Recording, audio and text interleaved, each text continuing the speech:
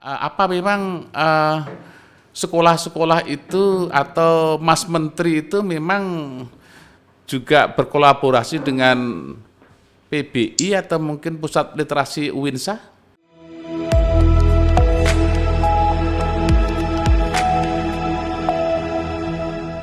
Itu. Jadi ada masing-masing ada 7 Pak, ada 7 tingkat. Jadi jenjang 1, 2, 3, 4, 5 sampai 7 dan itu ada 85. Waktu itu pembuatannya kita sudah bekerja sama dengan KPAI ya.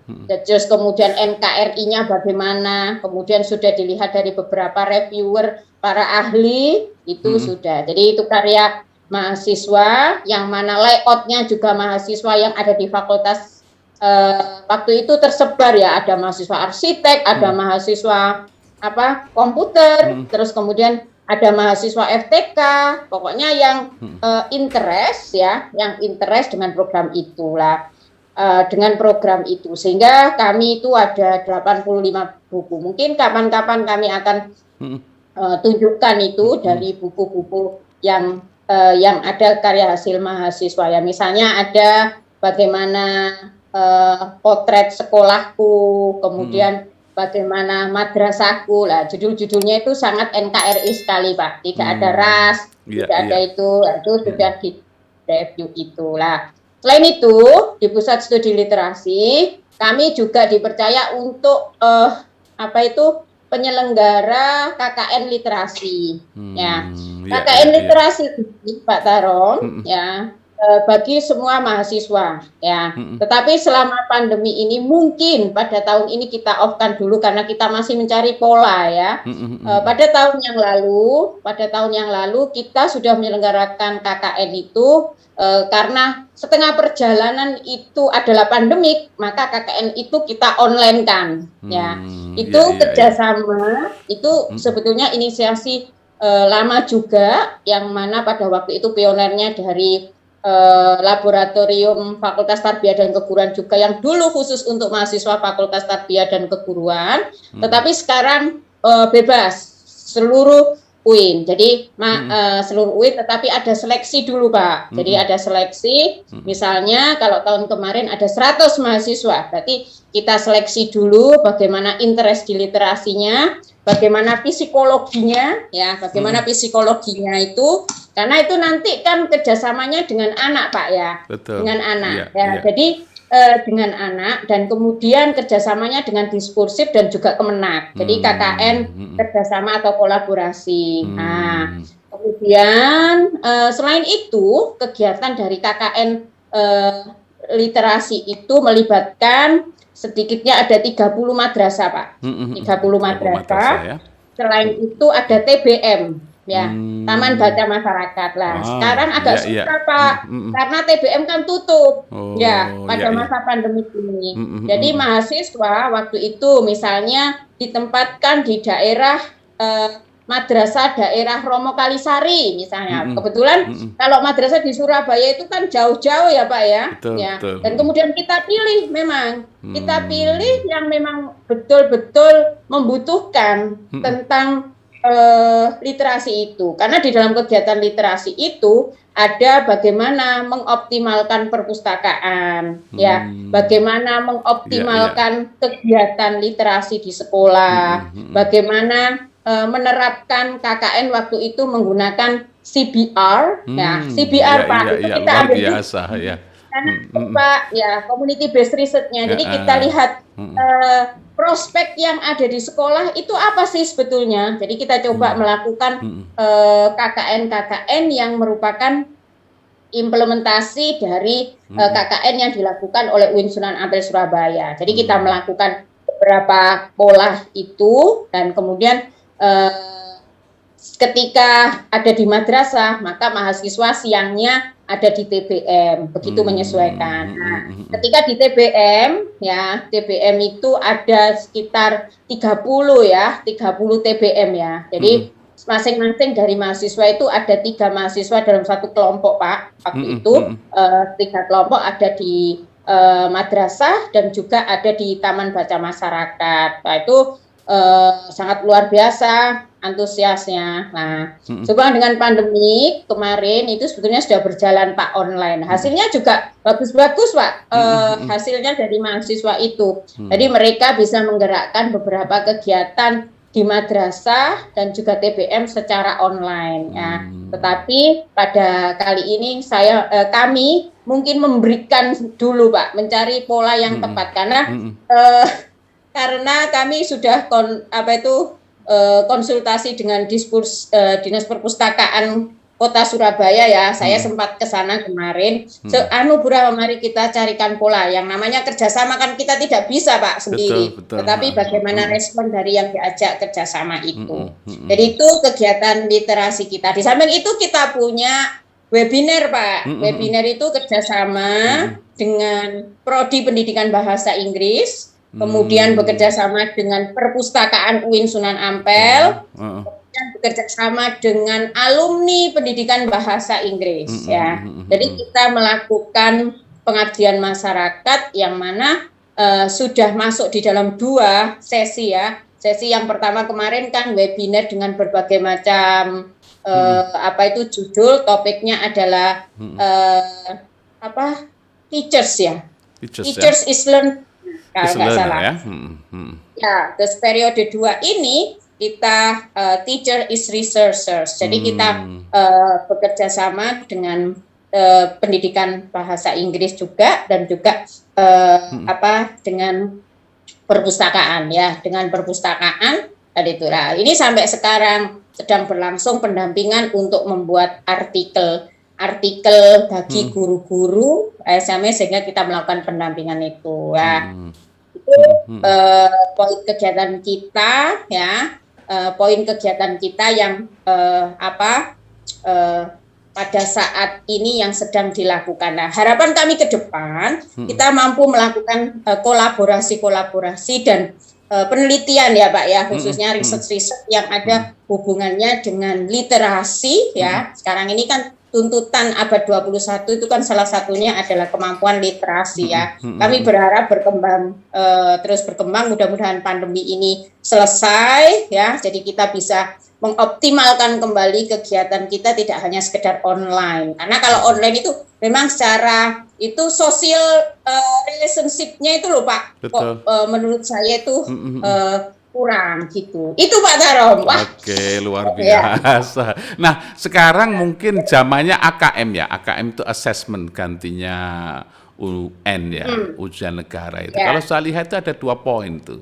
Yang pertama adalah poin ke arah numeral ya, angka-angka. Yang kedua adalah literacy. Sehingga ini adalah peran sangat penting. Nah, apa memang sekolah-sekolah itu atau Mas Menteri itu memang juga berkolaborasi dengan PBI atau mungkin Pusat Literasi UINSA? Ada nggak itu? Ini perlu digagas ke sana ini Pak. Ini para pengambil kebijakan ini Pak. Iya. Karena saya lihat itu kan ada literacy yang bisa jadi sekolah-sekolah yang di bawah kita, Kemenak terutama bisa jadi kerjasama dengan kita. Karena apa? Kita juga kelabakan ini yang di bawah ini untuk menghadapi assessment yang bulan depan itu. AKM itu Pak ya. Kira-kira andai ada kerjasama itu yang mana ya kontribusi dari UIN untuk literasi itu? Terus terang kalau saya kan tidak bisa bekerja sendiri Pak ya. Betul. Ya jadi tim yang luar biasa. Semua tim kami ini social worker loh Pak. Social worker ya. Jadi social worker. Jadi dibutuhkan orang-orang yang idealis ya tentunya dan tanpa pamrih lah, itu tidak gampang Pak Tarom untuk memanage seperti itu ya. Seperti itu. Jadi mungkin ke depannya kami ingin membuat settle dulu lah pusat studi literasi yang ada di UIN Sunan Ampel itu. Terus kemudian yang kedua mungkin kami bisa membuka sebetulnya pesanan-pesanan buku itu sudah mulai banyak Pak Tarom Gitu ya. ya. Tidak hanya kemarin ada pesanan dari madrasah-madrasah di Ma'arif ya. Kemudian ada juga dari sekolah-sekolah Muhammadiyah ya. Sekolah-sekolah Muhammadiyah itu juga menggunakan buku-buku kami lah. Yang sedang kami kerjakan ini Pak Tarom, salah satunya yang belum finish itu adalah panduan buku berjenjang. Jadi kami berharap jikalau pengguna buku berjenjang ini nanti sampai ke ke Indonesia ya, itu harapan besar kami ya, bisa diterima di Indonesia, itu bisa menggunakan buku itu dengan baik, dengan pedoman yang ada dengan pedoman yang ada di dengan buku pedoman yang ada. Ini sedang proses finishing Pak Tarom untuk buku pedomannya ini ya. Dan kami ingin membuat hasil-hasil laporan dari mahasiswa KKN itu tidak hanya dalam bentuk laporan begitu Pak. Inginnya, impian kami itu ingin didigitalisasikan. Jadi ingin kami publikasikan lah ya. Nah, itu kan dibutuhkan keseriusan Pak Tarom dan orang-orang yang konsen dengan hal itu ya. Kita tahu sendirilah, namanya dosen itu kan pekerjaannya tidak hanya satu ya Pak Tarom ya, banyak. Berdus-dus. Tapi ya, cuma 1 sen. Dosen. Iya, gitu Pak Tarom. Itu boleh. Impian kami sih sebetulnya. Jadi kami ingin membuat yang settle dahulu secara kelembagaan, kemudian siapapun nanti yang memimpin ya, kalau menurut saya kalau sudah dalam tataran ada di nomenklaturnya UIN Sunan Ampel dan juga di aturan itu betul-betul ada lembaga lah. Kami ingin bahwasanya UIN Sunan Ampel itu punya gaung ke concern tentang literasi. Betul, gitu. Jadi kami dibantu dengan teman-teman yang ada di sastra Indonesia Pak. Ada Bu Jipi, kemudian ada teman-teman dari lab FTK juga, ada Mas Sahru, ada Bu Desi, kemudian ada Bu Erni, ada Pak Agus ya. Jadi teman-teman yang betul-betul fokus dalam hal itu. Kira-kira begini ya Bu Rahma ya. Andaikan sekolah excellent children membutuhkan literasi ya dari UINSA, itu kira-kira syaratnya apa ya?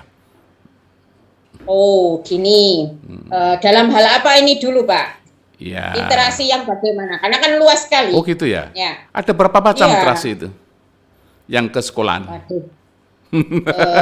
Kita kan pendampingan, Pak Tarom ya. Jadi gini, jadi pendampingan. Jadi gini, potensi yang ada di sekolah itu apa? Kemudian kita gali, kita gali yang bisa dikembangkan itu ke arah mana. Lah, kebetulan madrasah-madrasah yang kami dampingi waktu itu di madrasah di Pasuruan itu kan gitu. Jadi mereka ada kegiatan misalnya pembuatan big book ya, pembuatan big book ya. Pembuatan big book itu kerjasama antara guru, melibatkan orang tua dan juga murid ya. Kemudian yang kedua, misalnya kegiatan bagaimana melihat kemampuan baca anak. Kita punya alat Pak, kita punya alat sebetulnya ya. Ini merupakan hasil dari dulu itu. Ini merupakan inspirasi dari kita ikut EGRA, Pak. EGRA itu iya. Jadi dulu itu ada program kita kerjasama juga dengan USAID prioritas waktu itu. EGRA itu Ikatan Guru RA, ya, EGRA. EGRA gitu. Iya. Jadi itu tentang reading assessment, Pak. Reading assessment, Oke. Jadi reading assessment kita punya alatnya itu untuk mengukur gimana sih. Jadi nanti gini Pak Tarom, ada alat ukur yang digunakan, kemampuan baca anak-anak itu pada level mana. Nah, setelah tahu dari level mana, kemudian dia cocoknya itu buku berjenjang di level berapa. Nah, itu berarti kegiatan baca. Terus kemudian yang kedua tentang selain kegiatan-kegiatan itu optimalisasi perpustakaan, Pak. Optimalisasi perpustakaan. Jadi Jadi dibekali bagaimana penataannya, terus bagaimana cara penyusunannya. Lah, ini Pak Tarom goalnya ada di apa dahulu, gitu. Betul, ya. gitu Jadi ya. nanti akan kita discuss dengan tim, ya, discuss dengan tim ada di mana lah. Karena selama ini yang kita lakukan adalah pendampingan. Jadi yang namanya pendampingan itu kan tergantung juga Pak tentang keseriusan dari sekolah itu. Jikalau sekolah itu betul-betul serius ya, betul-betul serius, wah jadi itu Pak Tarom. Tapi kalau sudah selesai pendampingan ya sudah, wah nggak jadi. Nah, itu biasanya kan kendalanya kalau ketika kita melakukan pendampingan ya, ketika ada ya ini selama saya mengikuti apa itu USAID, saya mengikuti inovasi, kan itu. Jadi kembalinya ke sekolah tersebut. Kadang-kadang sekolah tersebut luar biasa. Itu juga tergantung kepada kepala sekolahnya juga, Pak. Jadi kepala sekolahnya bagaimana? Nah, kalau kepala sekolahnya betul-betul serius, ada kemarin satu itu yang merupakan contoh namanya Bunia, Pak, dari Min Sunan Ampel. Itu luar biasa, Pak. Jadi beliau itu kepala sekolah yang sangat visioner. Dalam artian apa? Jadi bagaimana mengoptimalisasikan apa peran orang tua. Nah, jadi ada kegiatan pembuatan big book, proyeknya pembuatan big book. Tapi di situ beliau membuat instrumen, membuat instrumennya bagaimana bisa melibatkan orang tua. Lah itu. Jadi dibutuhkan kebersamaan dan fokus untuk bekerja bersama Pak Tarom. Ya. Saya yakinlah kalau leadernya Pak Tarom, wah everything kan guru ya. Okay, so not about that one. What I want is actually like this one. Dengan pandemi saat ini, sejauh mana fungsi literasi itu penting untuk disampaikan? Dalam masa pandemi ini kan memang anak-anak banyak di rumah ini kan, pembelajaran lewat online ya. Gimana itu? Ya, gini Pak Tarom. Kalau kita berbicara masalah literasi, saya ya juga bukan pewakar betul ya, tetapi tahulah bagaimana yang dibutuhkan sekarang itu mungkin literasi digital Pak Tarom. Literasi digital ya. Maksudnya gimana itu? Jadi gini, bagaimana kita mampu menyerap informasi dengan baik ya. Jadi membedakan mana informasi itu benar atau mana informasi itu tidak benar, kan gitu. Banyak sekali hoax itu ya. Nah itu. Ya. Kalau kita berbicara hoax ya, orang ada yang mengatakan hoax gitu ya, yaitu terus kemudian mampu memilih informasi mana yang sesuai ya, informasi mana yang sesuai. Karena informasi itu kan tidak bisa dibendung Pak Tarom. Ya. Jadi informasi itu kan tidak bisa dibendung. Jadi literasi itu tidak hanya membaca ya, tidak hanya mendengar ya. Selama ini kan literasi kalau secara umum banyak difahami hanya membaca saja. Oh itu literasinya enggak, tetapi harus mampu memilih dulu informasi yang ada, mengidentifikasi sesuai dengan kebutuhan. Ini manfaat enggak untuk saya, ya manfaat enggak untuk saya. Jadi skill-skill itu yang dibutuhkan. Jadi selain itu skill dasar kalau menurut saya diperlukan sebuah pemahaman ya, pemahaman bahwasanya informasi ini memang betul ya, informasi ini memang dibutuhkan oleh kami. Nah, itu yang perlu dilakukan. Selain itu, kalau saya melihat sekarang ini kan stres ya, Pak ya. Kalau saya melihat online learning ini, kemampuan digital literasi orang tua itu juga penting, Pak Tarom. Ya, jadi kita bisa memilihkan bagaimana ini yang sesuai dengan anak-anak kita ya. Ketika saja kita melakukan pendampingan pembelajaran misalnya ya, apa sih yang kita butuhkan itu ya kan, apa yang kita butuhkan. Nah itu ada beberapa skill yang harus dipahami. Terus kemudian mampukah kita memanfaatkan teknologi Pak Tarom ya Kade.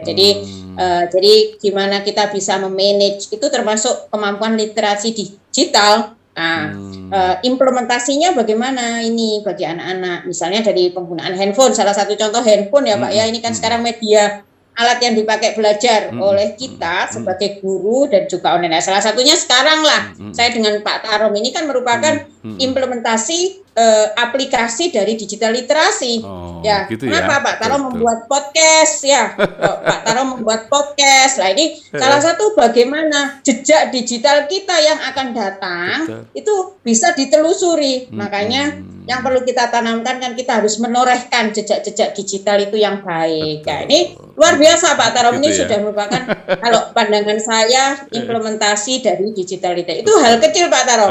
Kalau berbicara digital literasi itu ada 8 aspek Pak Tarom. Ini lama. Besok kapan-kapan kita kaji lagi Pak Tarom tentang digital literasi itu. Iya, oke. Mungkin yang terakhir ini kan saya lebih tadi itu wabil khusus itu khusus pemahaman literasi yang sangat sempit ya, bahwa membaca tadi itu. Makanya saya tanya kepada anak-anak yang bisa jadi dengan banyak di rumah itu kan daya bacanya kurang kan gitu itu. Nah sekarang himbauan atau mungkin pesan-pesan yang diberikan kepada ya ibu-ibu, sebenarnya yang belajar itu kadang-kadang ibu-ibunya atau mungkin anak-anaknya, itu apa kira-kira? Apa yang penting? Ini Pak Tarom, satu yaitu informasi yang tepat ya, bisa memilih informasi yang tepat. Kemudian yang kedua, sumber yang tepat ya, sumber yang tepat, kemudian alat yang tepat, dan kemudian implementasi yang tepat. Kalau saya kok itu hal yang sederhana aja lah. Nah, jadi dipahami, itu adalah pesan yang dipahami oleh Bu Rahma bahwa anak-anak sekarang ketika di rumah itu nggak suka membaca, tapi suka bermain game online. Ini bagaimana cara menyembuhkannya itu supaya nanti itu senang pada literasi? Gimana itu? Itu tugas bersama Pak Tarom, gitu ya. Tugas bersama ya. Tidak bisa kalau saya melihat itu orang tua itu kan contoh ya, role model ya, role model lah. Mungkin sekarang ini banyak. Ini saya mengambil salah satu contoh itu gini Pak. Saya membaca salah satu akun. Banyak sekali kan Pak ya, komunitas-komunitas literasi yang gerakannya luar biasa di Indonesia sebetulnya itu. Komunitas-komunitas mana? Salah satu yang menarik bagi saya itu kegiatan mendongeng Pak Tarom. Ada program yang ada di DKI, kalau nggak salah itu Pemprov DKI ya. Pemprov DKI itu menggerakkan PKK-PKK-nya Pak, ibu-ibu PKK untuk menggalakkan program mendongeng. Jadi setiap malam, ya ini pertama loh Pak ya, dini mungkin ya. Jadi dibiasakan untuk mendongeng ya. Ibunya dulu Pak yang mendongeng. Gitu. Nah kemudian suatu hari anak itu mampu bercerita, ya mampu bercerita. Lah itu kegiatan bagi saya yang mudah sekali dilakukan, apalagi selama work from home ini Pak. Work from home itu kan kesempatan kita kesempatan kita di rumah dengan anak kan banyak ya Pak ya. Ya bagi Bapak Ibu semuanya. Jadi mungkin itu nanti ditarget Pak ada berapa buku gitu. Ya. Banyak sekali Pak Tarom kegiatan literasi ya. Jadi begini, itu bisa dilakukan sekarang. Ada yang titip sebuah jawaban begini, minta jawaban. Gimana? Pak, kalau sudah banyak aplikasi-aplikasi di luar itu, apakah guru itu nanti laku apa enggak Pak ya? Sementara nanti itu kan sudah banyak aplikasi, orang-orang bisa jadi nggak kepilih sekolah ya sudah belajar dari aplikasi itu, literasi dari sana. Nah, apakah guru nanti akan semakin laku atau semakin banyak pengangguran dari guru Pak ya? Nah, apa fungsi kang guru sekarang kan gitu katanya? Aku kan susah menjawab itu. Gimana Bu? Kalau pendapat saya masih tetap Pak, tetap penting guru itu. Jadi gini, kalau saya pernah belajar itu, jadi kita tahu sanatnya dari mana, itu penting Pak Tarom. Ya, ahlinya, kita tanya kepada ahlinya. Kalau informasi di dalam semua kan bisa memang kita, tapi kita perlu yang namanya kemurnian sebuah ilmu, ya. Kemudian sebuah ilmu itu dilihat dari ahlinya, itu penting. Terus kemudian yang tidak bisa dihilangkan ini Pak, apa itu akhlak gitu loh Pak, adab. Adab itu nggak bisa Pak ditinggal. Bagaimanapun kita belajar online, namanya sikap, namanya pembiasaan itu tidak bisa dibiasakan dengan cara online, tetapi perlu juga tatap. Jadi mungkin tren yang akan datang, mungkin saya lebih setuju ke blended learning ya Pak ya. Blended Jadi learning, antara online ya dan offline. Jadi mungkin saya juga senang kalau online misalnya hal-hal apa, materi-materi apa yang bisa di-online-kan, maka perlu kita online-kan. Materi mana yang tidak bisa kita online-kan, maka kita perlu yang namanya offline sebagai highlight. Nah, itu. Jadi kita mampu membacalah peluangnya kemana. Jadi kalau menurut saya tetap fungsi guru tidak bisa dihilangkan, tetapi tetap masih ada fungsi guru itu, ya. Jadi tidak bisa dihilangkan seiring dengan online learning itu. Gitu Pak Tarom kalau saya. Luar biasa. Oke, audience. Jadi kesimpulan yang ada dengan Bu Rahmawati MPD, ini merupakan kepala literasi di UINSA juga dan banyak pengalaman tadi itu. Yang pada intinya, walaupun ada aplikasi yang kian banyak, walaupun banyak pembelajaran online, tetap itu butuh bagaimana ketauladanan guru.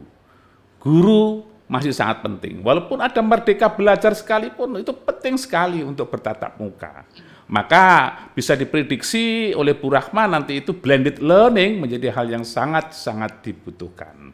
Untuk itu orang-orang tua semuanya dan para calon-calon guru semuanya jangan khawatir bahwa guru masih tetap dibutuhkan selama-lamanya, karena kita ingat bagaimana Bapak guru kita, Bapak Ki Hajar Dewantara mengatakan ing ngarsa sung tulodo. Nah, ini moral yang paling penting di situ kan. Ing madya mangun karsa tutwuri handayani. Demikian Bu Rahma. Terima kasih banyak kebersamaan kita ya. Mudah-mudahan apa yang kita obrolkan ini bisa bermanfaat terutama dalam mengembangkan dunia literasi di kita. Thank you very much. Amin. Thank you very much. Okay, Thank you for audience. Thank you very much. Goodbye then. Bye-bye. Okay. Sukses.